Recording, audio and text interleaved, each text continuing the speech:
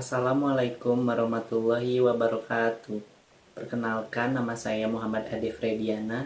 Saya merupakan mahasiswa program studi Teknologi Pendidikan Universitas Pendidikan Indonesia. Menurut KBBI, buku adalah lembar kertas yang berjilid berisi tulisan atau kosong.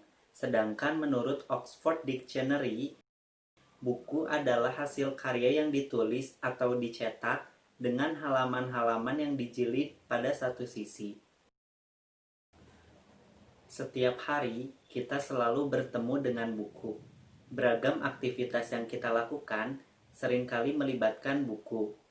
Pada tahun 2400 sebelum Masehi, bangsa Mesir menggunakan tumbuhan papirus untuk dijadikan selembar kertas papirus. Lalu kertas-kertas papirus digulung, dan gulungan tersebut menjadi buku pertama di dunia. Sedangkan di Indonesia, dahulu buku ditulis di atas daun lontar. Daun lontar yang sudah ditulis lalu dijilid hingga menjadi buku. Namun saat ini minat membaca buku di Indonesia masih tergolong sangat rendah.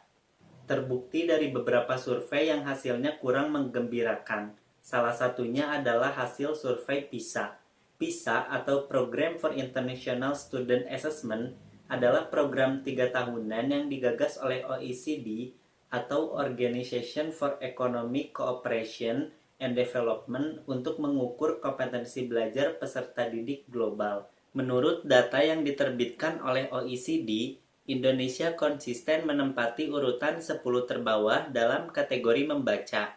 Sejak pertama kali mengikuti PISA pada tahun 2000, Indonesia menempati peringkat 39 dari 41 negara dengan skor 371, sedangkan skor rata-rata dunia adalah 500. Terakhir pada tahun 2018, Indonesia menempati peringkat 74 dari 79 negara dengan skor 371, sedangkan skor rata-rata dunia adalah 487. Banyak sekali manfaat yang kita dapatkan dengan membaca buku.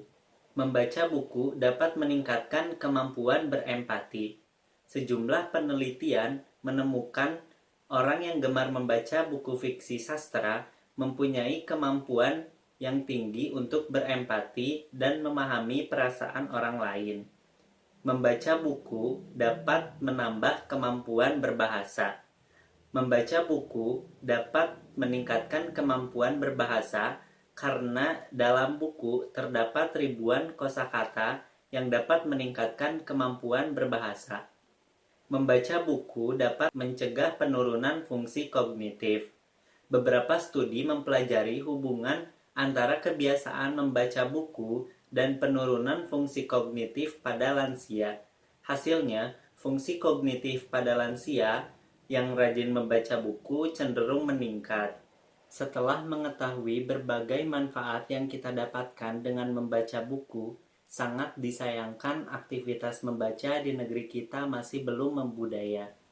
Pepatah-pepatah belum sepenuhnya dilaksanakan. Bahkan melihat seseorang yang tekun membaca buku saja dianggap aneh. Julukan sok pintar, sok profesor, kebarat-baratan, dan lain semacamnya segera saja ditempelkan kepada si kutu buku. Bagi penggemar membaca buku, membaca di sembarang tempat butuh mental kuat. Harus kebal cemoohan dan sindiran yang kadangkala menyakitkan telinga. Padahal, membaca buku adalah kegiatan yang positif dan tidak melanggar satupun peraturan perundang-undangan di negeri ini. Pun begitu, membaca tidak melanggar HAM, tapi mengapa ada saja yang merasa terganggu oleh seseorang yang membaca buku di sekitarnya. Keterbatasan akses merupakan masalah yang dirasakan oleh masyarakat, sehingga tugas kitalah untuk meningkatkan akses tersebut, sehingga aktivitas literasi masyarakat dapat meningkat, dan masyarakat dapat membuktikan secara langsung bahwa pepatah buku adalah gudang ilmu adalah benar, dan kegiatan literasi di Indonesia dapat membudaya dan dapat bersaing dengan dunia global.